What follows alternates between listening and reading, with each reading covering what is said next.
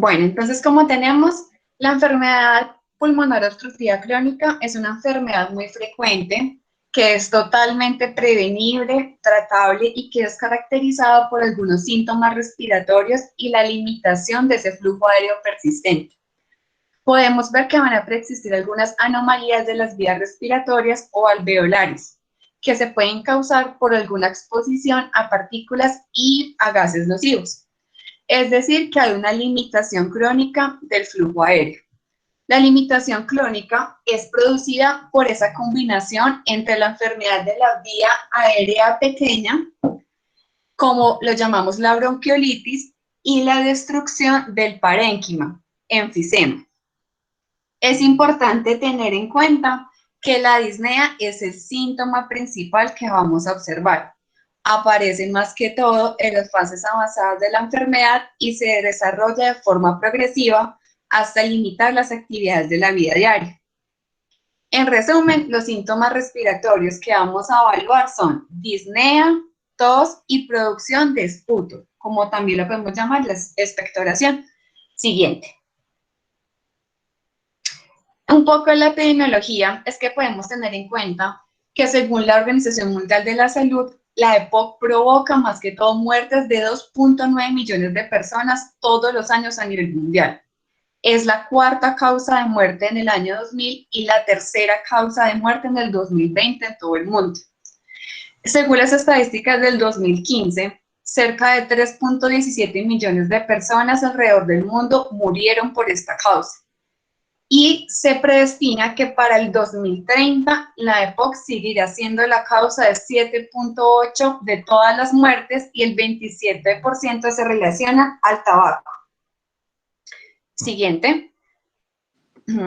Esta gráfica nos quiere decir que según los departamentos de Colombia, el eje cafetero, Quindío, Risaralda, Caldas, seguidos de Tolima, Cundinamarca, Antioquia, norte de Santander y Huila, son los que más presentan cifras de mortalidad prematura por las enfermedades respiratorias crónicas, donde abarca EPOC y asma, además de un alto consumo de tabaco, siendo el eje cafetero los que muestran la mayor tendencia en ascendencia en los últimos años.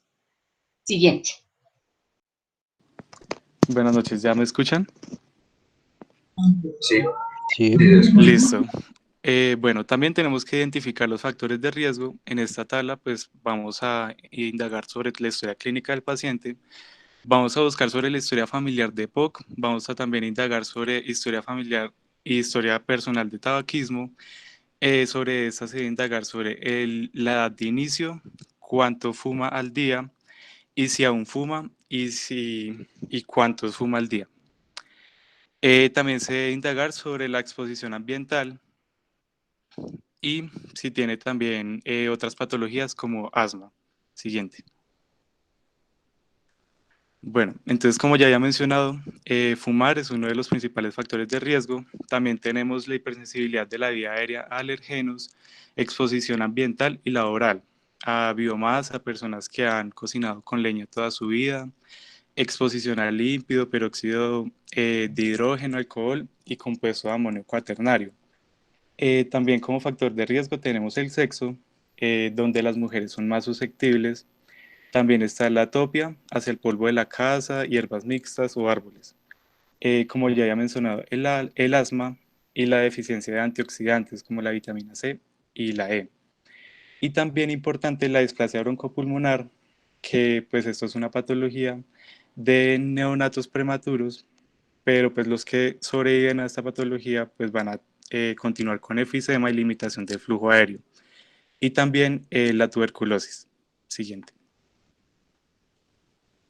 Entonces, como ya lo mencionamos, la enfermedad pulmonar obstructiva crónica es totalmente prevenible.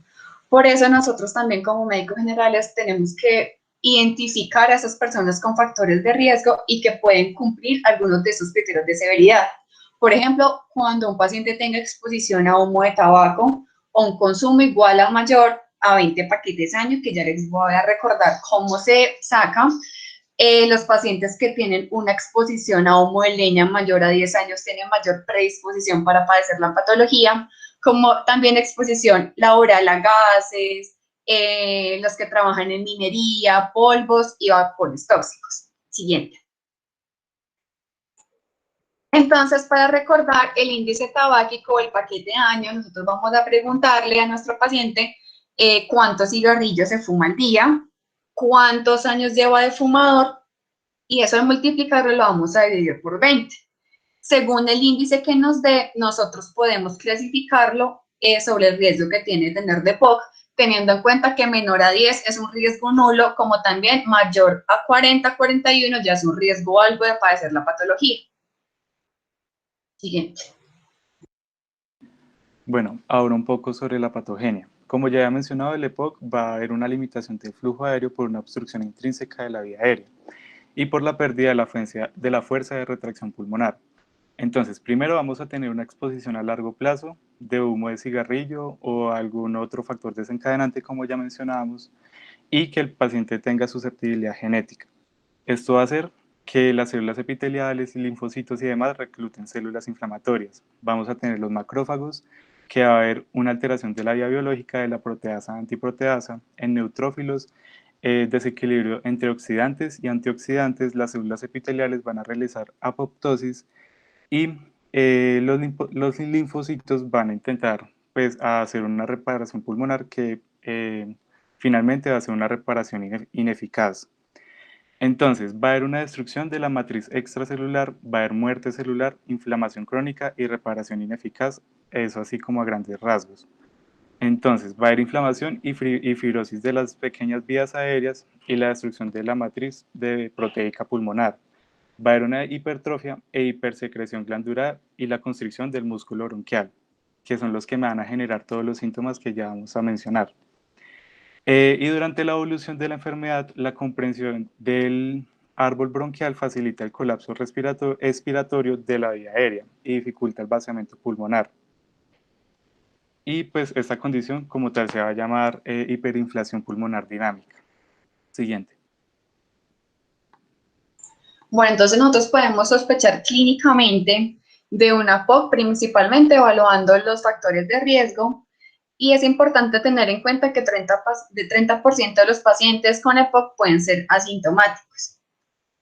El flujo de aire puede desarrollar las siguientes manifestaciones. Esa limitación nos puede dar el síntoma más frecuente, que es la disnea de esfuerzo, que ya vamos a hablar cómo se clasifica, esa sensación de falta de aire.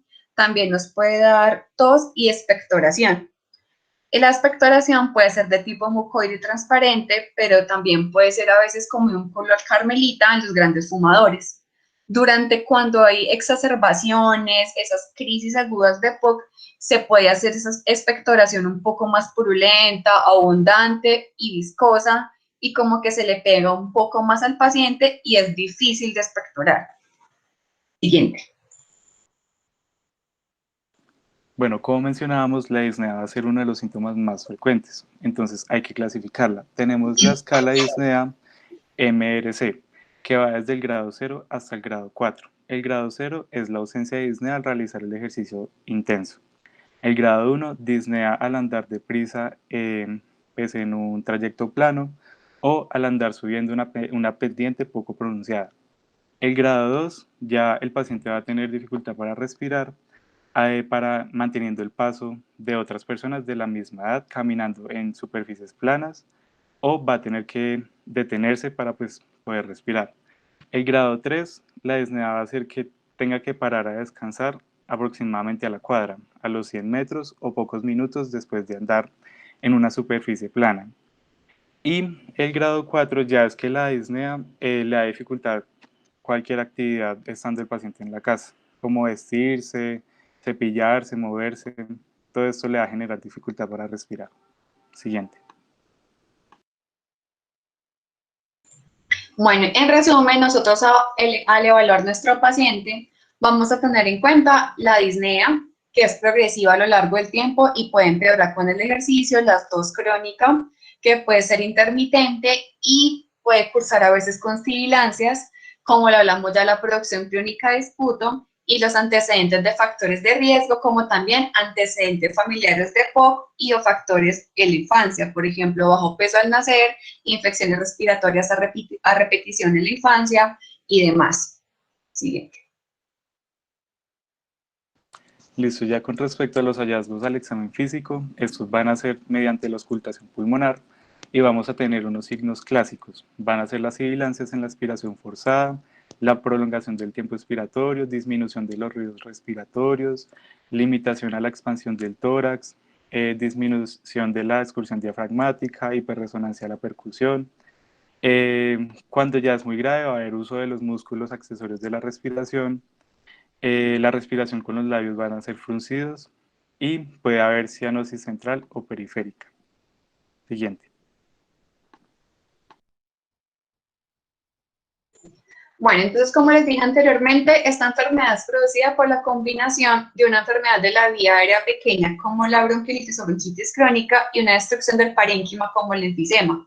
Entonces, podemos tener dos tipos clínicos que vamos a observar en el paciente, que son totalmente diferentes. Vamos a observar uno, los denominados, entre comillas, abotagados azules, o los típicos sopladores rosados. Entonces, los abotagados azules, ¿qué vamos a encontrar en el examen físico? Una cianosis, esa coloración morada, congestión en las conjuntivas, aumento de peso, pueden haber signos de hipertensión pulmonar, ya sea radiológicos, edema de miembros inferiores, relacionados también con cuadros de síntomas de tos, expectoración, cefalea y confusión al despertarse. Esos abotagados azules son más frecuentes en los pacientes de bronquitis crónica. En cambio, los sopladores rosados podemos encontrar esa disnea, sensación de ahogamiento, aumento de la frecuencia respiratoria, las retracciones para ese uso de los músculos accesorios de la respiración, como también disminución de los ruidos respiratorios con algunas sibilancias.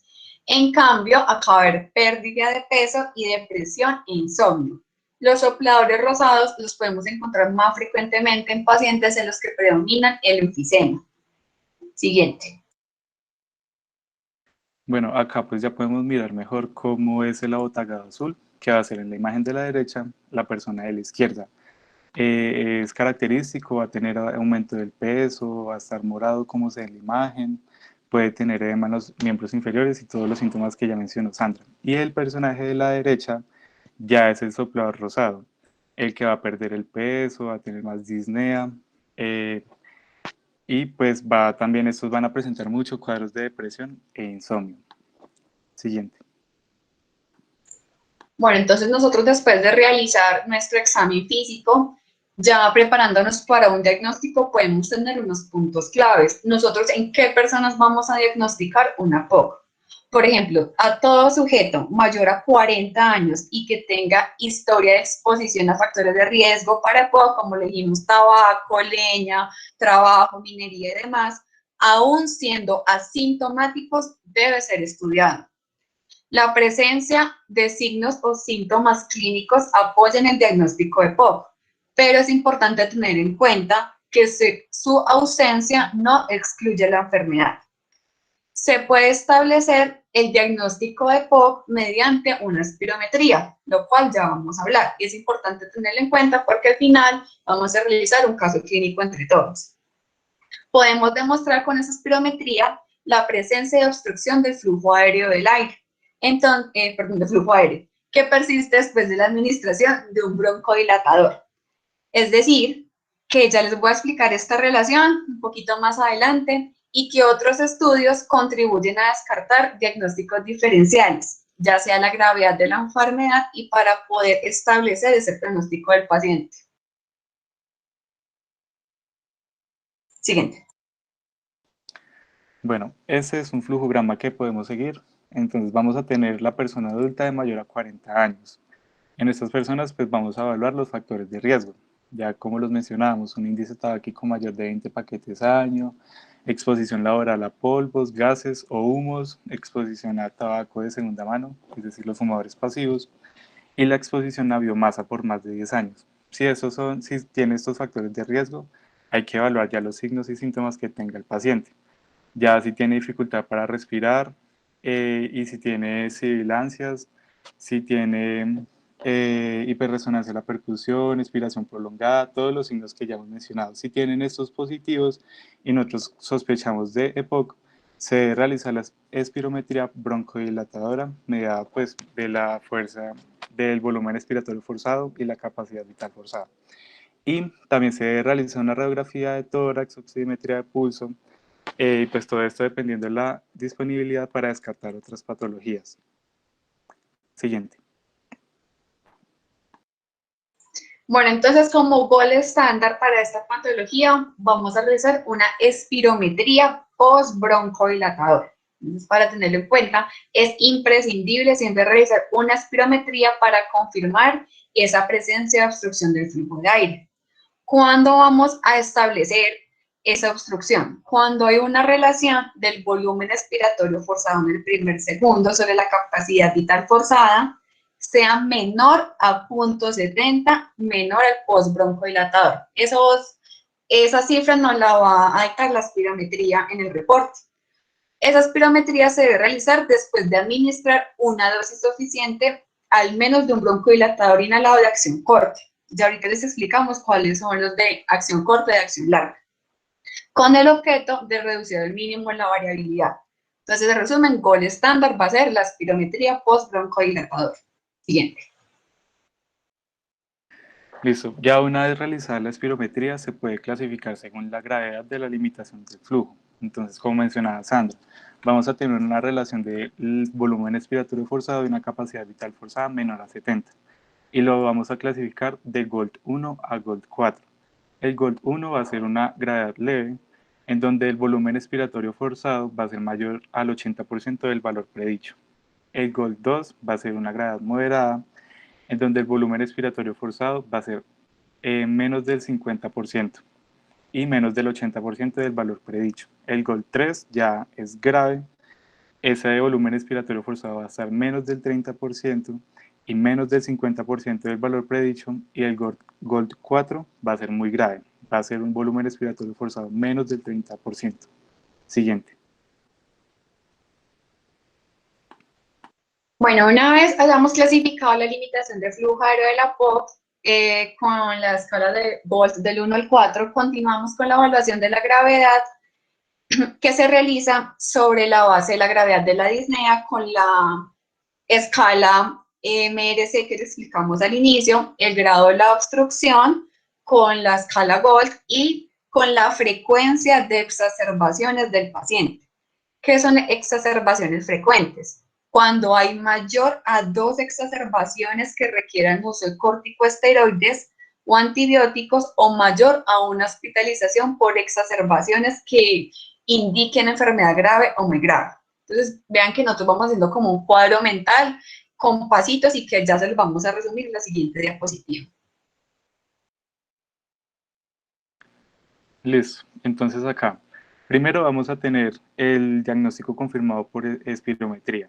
Vamos a seguir con la evaluación de la limitación del flujo aéreo y se deben evaluar los síntomas y pues el riesgo de exacerbación. Entonces ya tenemos clasificado al paciente por la espirometría.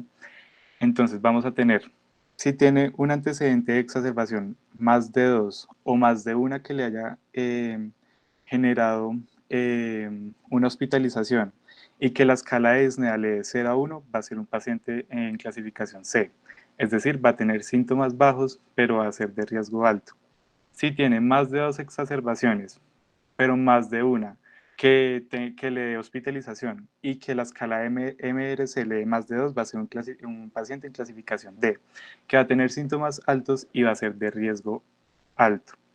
Ya si no tiene exacerbaciones de 0 a 1 y la escala de disnea le da 0 a 1, va a ser un paciente A. Va a tener síntomas bajos y el riesgo va a ser bajo. Y ya si tiene exacerbaciones de 0 a 1 y la escala de disnea le da mayor a 2, van a ser pacientes clasificados en B, para síntomas altos y riesgo bajo. Siguiente.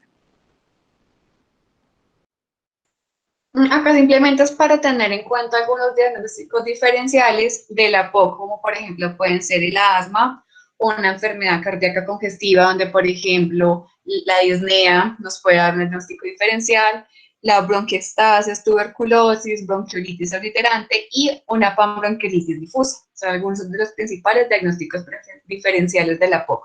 Siguiente. Bueno, ya vamos a empezar con el tratamiento. Vamos a empezar con el tratamiento para el EPOC estable y el tratamiento no farmacológico. Lo primero, hay que cesar el hábito de fumar.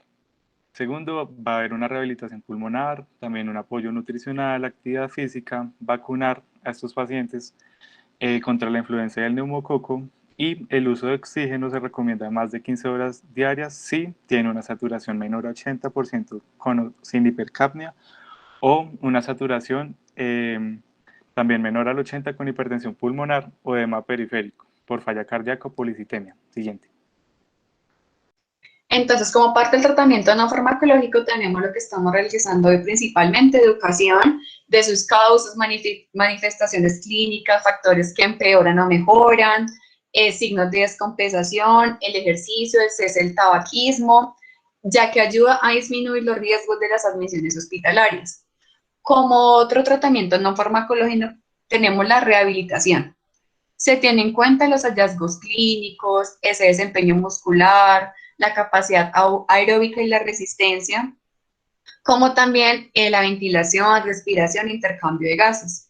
Esa intervención tiene más impacto en la calidad de vida del paciente, junto siempre que lo hagamos con el abandono del hábito tabáquico y promoción del buen uso del fármaco. Esa rehabilitación debe ser al menos de 4 semanas de duración, más o menos, y de preferencia de 6 a 12 semanas. Siguiente. Bueno, otro tratamiento no farmacológico también es la implementación del ejercicio.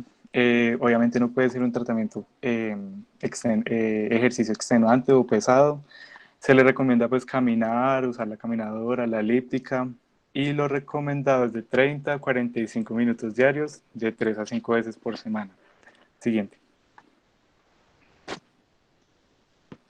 Como también podemos ofrecerle al paciente un apoyo psicológico en cuanto a la depresión y ansiedad, que pueden ser manifestaciones psicológicas frecuentes, como también la terapia respiratoria, en donde recomendamos el uso de técnicas como también de dispositivos que aumentan la presión al final de la expiración para disminuir esa frecuencia de hospitalizaciones y así mejorar la calidad de vida del paciente con enfoque estable.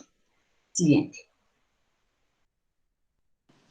Ya la nutrición pues depende del paciente, todo eso se hace individualizado, pero lo importante es que se debe prevenir y corregir si hay desnutrición y optimizar la función pulmonar y pues mejorar la calidad de vida del paciente, controlar todo lo del peso corporal y con respecto a la talla.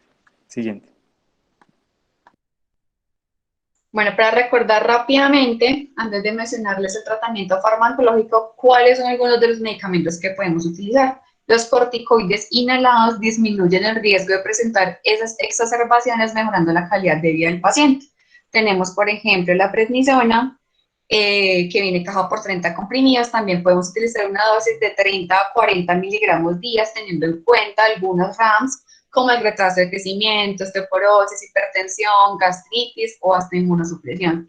Siguiente. Bueno, otros fármacos que vamos a usar mucho van a ser los broncodilatadores como los SABA, los betagonistas de corta acción.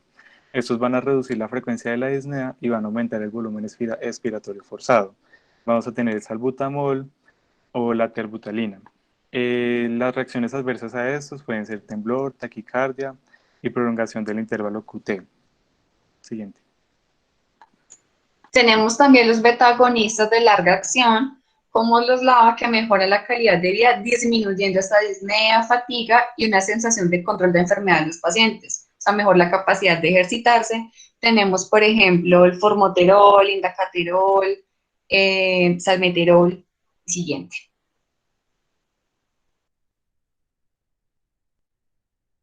Listo, vamos a tener los SAMA, que son los anticolinérgicos de corta acción, y pues van a tener los resultados iguales con el tratamiento de los LAVA. Las reacciones adversas a estos van a ser más que todo eventos cardiovasculares, pueden presentar el sabor amargo en la boca y pueden generar glaucoma ya en ancianos. Siguiente. Y por último tenemos los LAMA o anticolinérgicos de larga acción, que al mejorar la calidad de vida disminuyendo esas exacerbaciones de INEA, aumentan también la velocidad respiratoria forzada, teniendo en cuenta algunas RAMs como los eventos cardiovasculares. Siguiente. Listo, acá ya vamos con el tratamiento farmacológico y pues vamos a englobar lo que ya les mencionaba antes de cuando clasificamos al paciente en A, B, C o D. Entonces, el A, que era el de síntomas bajos y riesgo bajos, entonces este paciente se va a beneficiar simplemente de un SABA o un SAMA a demanda. O sea, si se aumenta la disnea y no tiene ninguna otra complicación, se puede utilizar este. Ya en pacientes en grupo B, puede utilizar LABA o LAMA. Ya si persiste, se puede utilizar, o sea, se usa LABA o LAMA y ya si persiste, se mezclan los dos.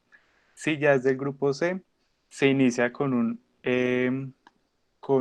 LAMA y se mezcla con algún corticosteroide inhalado. Si ya tiene contraindicación o exacerbaciones adicionales en estos pacientes, se mezcla tanto el LAMA como el LABA. Y en el grupo de inicial vamos a empezar con LAMA y se le puede sumar o simplemente dejarlo con el LABA, un corticoide inhalado. Ya si el paciente tiene mal control, tiene exacerbaciones frecuentes, se le mezclan todas las líneas, LABA, LAMA y el corticoide inhalado. Siguiente.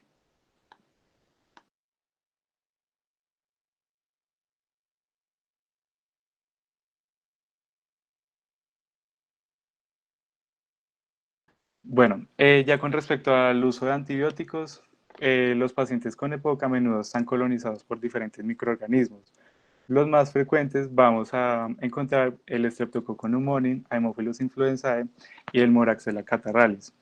Se puede utilizar acitromicina de 250 miligramos día o 500 miligramos 3 veces a la semana o eritromicina 500 miligramos 2 veces al día.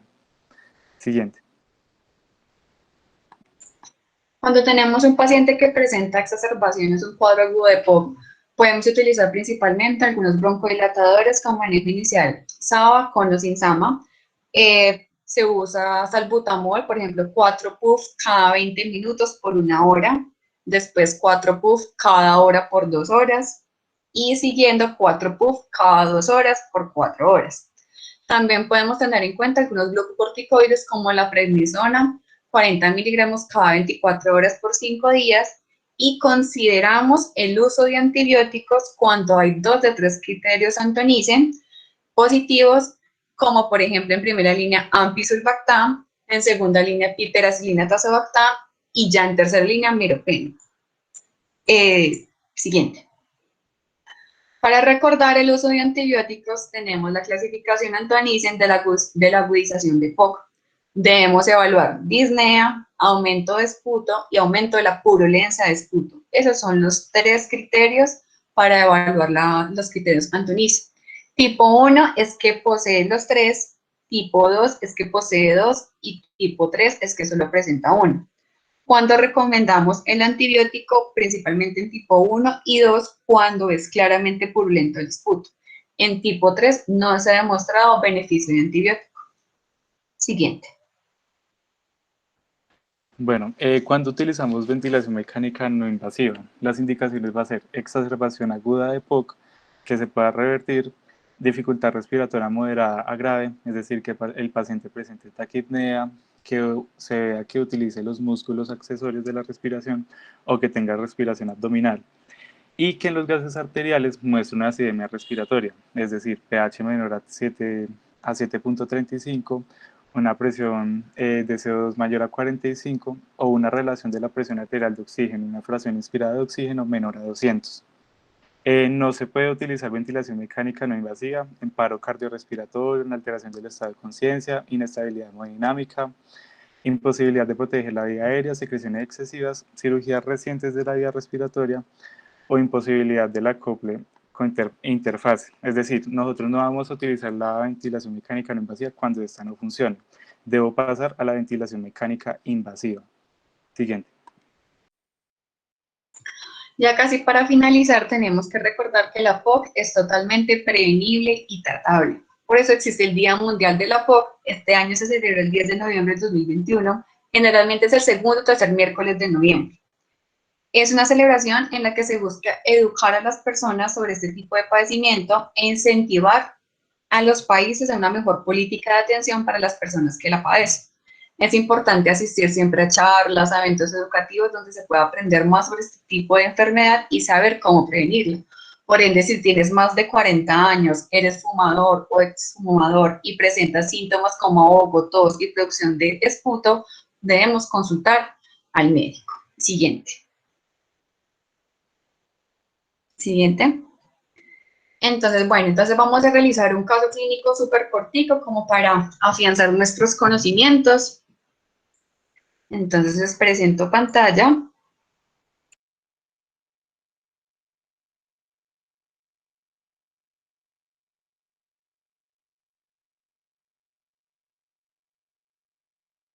Me confirman si la ven, por favor. Sí, ya. Sí. Listo, entonces tenemos, Julio es un paciente de 63 años que consulta con antecedentes patológicos de interés, que se destacan principalmente una diabetes bien controlada, con dieta e hipertensión arterial, con tratamiento con rampiril de 5 miligramos 24 horas. Es fumador habitual de 10 cigarrillos día actualmente, con un consumo acumulado de 35 paquetes año. En los últimos 2 meses refiere tos con expectoración de predominio matutino y disnea al caminar, hecho que le impide salir a excursión con su grupo de amigos. Ante la sospecha de Julio de puede padecer una enfermedad pulmonar obstructiva crónica, ¿cuál creen ustedes que de las siguientes exploraciones es imprescindible para confirmar el diagnóstico? A, espirometría con prueba bronquidilatadora, B, pulsoximetría, C, radiografía de tórax o D, test de la marcha de 6 minutos. Entonces, si quiere, alguno puede participar o por el chat nos pueden escribir su respuesta.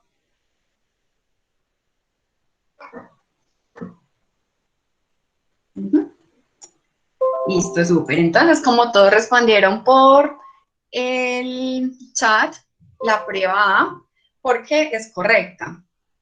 Entonces, la prueba es correcta debido a que el diagnóstico de la enfermedad pulmonar obstructiva crónica se establece por los síntomas del paciente, la exposición previa a factores de riesgo y la confirmación es por espirometría tras prueba broncodilatadora. El resto de pruebas que describimos también en la exposición lo podemos utilizar para complementar, pero no son imprescindibles para el diagnóstico. Listo. Entonces, siguiente pregunta.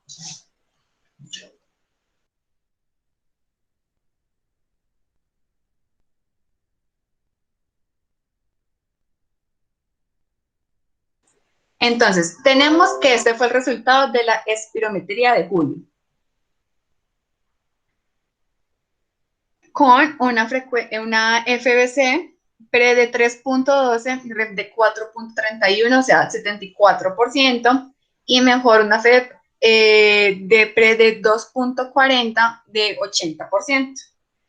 Entonces, en relación, ¿cuál de los siguientes valores obtenidos en la prueba cree que confirma la sospecha de enfermedad pulmonar obstructiva crónica? Según los criterios que dijimos, cuando la relación de ese volumen expiratorio forzado sobre la capacidad vital forzada es de 70.55%, cuando la prueba postbroncodilatador es de 67.32%, cuando la FEP1 es postbroncodilatador de 2.49 o FEP1 de 2.40 litros. Entonces, según la diapositiva que nosotros les explicamos, cuál era la relación de FEP1 y frecuencia vital para hacer diagnóstico de enfermedad pulmonar obstructiva crónica.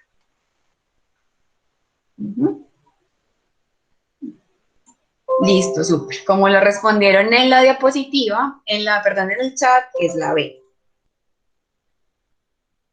¿Por qué? Tal como lo mostramos y como les dijimos en la exposición, el valor espirométrico que confirma una POC es una FEP1 y una FBC inferior al 70% o 0.70 tras la prueba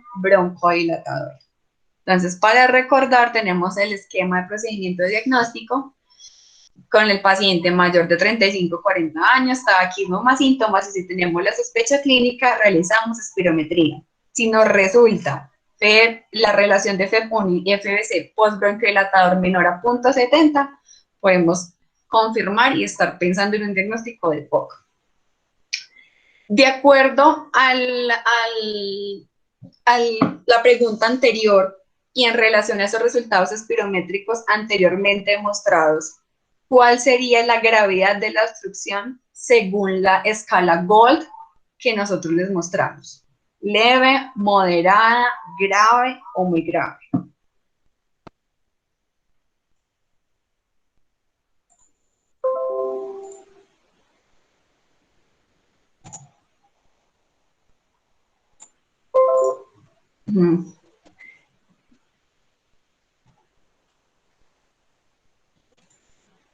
Entonces, unos dicen la B, otros dicen la C.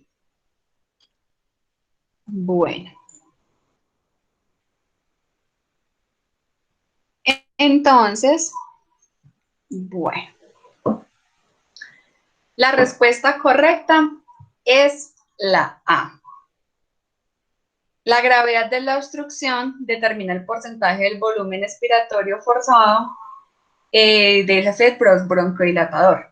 El paciente, el valor obtenido es de 84%, lo que nos decía que era una obstrucción de grado leve según la escala GOLD que nosotros le mostramos. Entonces sé que es un poquitico como difícil ahorita aprendernos los valores, pero pues ahí vamos de a poquito. Entonces mayor a 80%, GOLD 1, de 50 a 79, 2, o moderada de 30 a 49 grave y menor a 30 muy grave.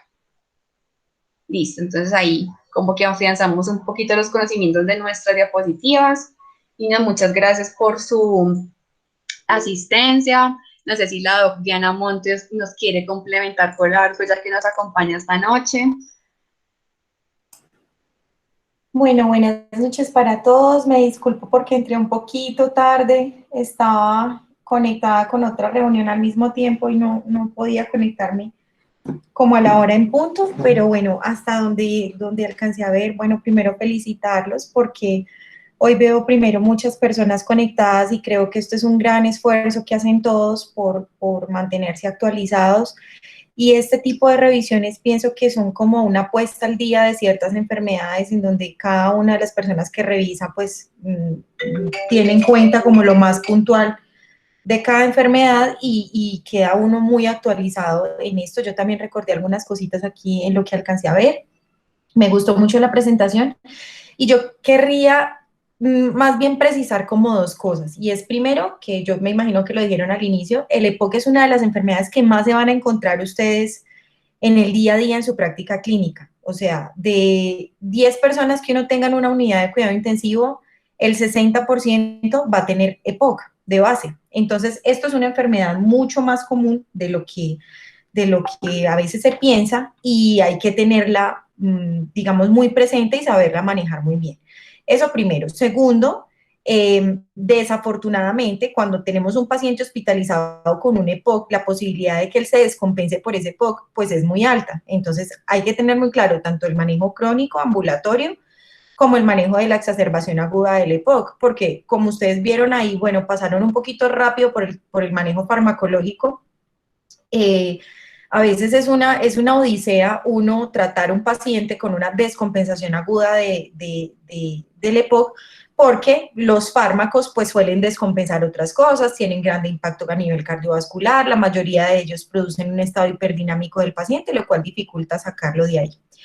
Y lo tercero, sobre lo que quisiera precisar, es que si bien los criterios de Antonisen nos definen muy bien el inicio del manejo antibiótico, como lo decía Aldemar, la mayoría de los pacientes que tienen EPOC están colonizados. Esto hace que sea una situación que convive con ellos de manera natural y que obviamente se sobreexpresa cuando ellos están en condición de exacerbación. O sea que a esto, pues obviamente habrá que sumarse la respuesta clínica, que es algo que por encima de cualquier otro criterio, pues es lo que prima, la presencia de los pacientes de un cuadro febril en los pacientes, de respuesta leucocitaria, de PCR elevada, Entonces, a veces esos son indicativos pues que nos hacen y nos ayudan a precisar mucho mejor si el paciente requiere o no manejo antibiótico. Recuerden que estamos en una guerra contra las bacterias y en este momento es muy importante no presionar resistencia antibiótica y mucho menos en estos pacientes que tienen esta comorbilidad. Ahora, ¿qué hemos visto? Pues hemos visto que en los pacientes que tienen COVID y que tienen, aparte de eso, la comorbilidad de ser hipocosos, pues no, obviamente les fue mucho peor a los pacientes que requirieron ventilación mecánica no invasiva y a los pacientes que requirieron ventilación mecánica no invasiva, ya sea por no invasiva o por cánula de alto flujo, pues fueron pacientes que cursaron con un cuadro mixto de una infección viral y con casi el 100%, diría yo, de los que hemos visto, por ejemplo, en la clínica, se sobreinfectaron. ¿Por qué? Porque obviamente esa flora que ellos tienen normalmente, que es colonizante, pues se sobreexpresa en condiciones de vulnerabilidad, como es una sobreinfección por COVID. Entonces, eso también hay que tenerlo en cuenta. En la mayoría de esos pacientes, pues obviamente hay que arrancar el antibiótico porque hacen respuesta inflamatoria, hacen fiebre, junto con el cuadro viral. Entonces, en ellos hemos tenido que iniciar la terapia antibiótica también, pues, y ha sido más claro, digamos, que la presentación del cuadro. Pero siempre hay que tenerlo muy en cuenta, porque a veces vemos pacientes que están con exacerbación aguda, que tienen un EPOC exacerbado no sobreinfectado, al que se le inicia antibiótico y pues una vez iniciado el manejo antibiótico en urgencias, pues no es momento como de quitarlo y en ese sentido quizá todavía seamos, como lo decía el profe Sebastián Hernández, muy cobardes para escalar antibióticos. Si tú tienes un paciente que ya se le inició, por decir, piperacilina, tazobactam, con buenos criterios, digamos, de paraclínicos y de la condición clínica del paciente, uno lo puede escalar a ampicilina sulbactam, pero hay pacientes a los que sin criterios se les inicia manejo antibiótico y luego, pues bueno, eso resulta un poco contradictorio a veces quitarle el manejo antibiótico, a veces esto no es tan fácil. Muchas personas le dicen a uno, no, pues entonces, ¿por qué no se lo quitó? Pues porque una vez ya instaurado a veces es difícil. Lo mejor es tener muy claros los criterios para uno poder iniciarlo con la mayor seguridad y con la mayor tranquilidad. Bueno, eso eran como las cositas que tenían para comentar. Felicitaciones y como siempre, pues gracias por este esfuerzo que hacen. Creo que esto viene creciendo día a día y esperemos que siga así en adelante. Muchas gracias, Doc, siempre por su aporte y estar tan atento desde nosotros y colaborándonos en cada una de las charlas. Y Nido, muchas gracias por su asistencia. Nos vemos entonces dentro de 8 días con tromboembolismo pulmonar. Espero que estén bien y que tengan una buena noche. Gracias a todos, chao. Igualmente, Sandra, muchas gracias.